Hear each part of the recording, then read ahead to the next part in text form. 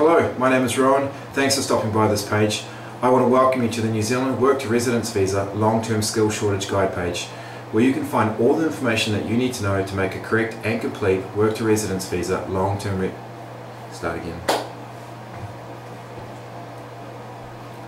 Hello, my name is Rowan and thanks for stopping by this page. I want to welcome you to the New Zealand Work to Residence Visa Long-Term Skill Shortage Guide page, where you can find all the information that you need to know to make a correct and complete Work to Residence Visa long-term skill shortage application and ultimately get your visa approved. Now this visa guidebook takes all the publicly available information from the Immigration New Zealand government website and puts that information into a plain English, easy to follow step-by-step manner that walks you through the whole process from start to finish. Now this guidebook covers all the requirements that you'll need to meet, including the specific policy requirements, all the health requirements and character requirements. It also deals with forms and paperwork, including what forms you'll need, how to access those forms and instructions on how to fill them out.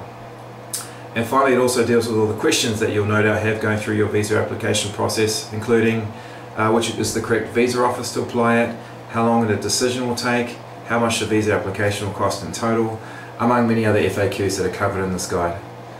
Now, to get you started and to prove to you how simple and easy to use this guide really is, I'm going to go ahead and give you the first 3 chapters absolutely free for you to check out yourself. So go ahead and click on the link which is to the side of this video and you can download those chapters right now. All that's left to do is to download the Work to Residence Visa Guide itself, so go ahead and click on the Download Now button, which is directly below this video. Download the guidebook itself, follow the information to the letter in order that is presented, and you'll be well on your way to getting your Work to Residence Visa approved. Thanks again for stopping by the site, and I wish you all the best with your application.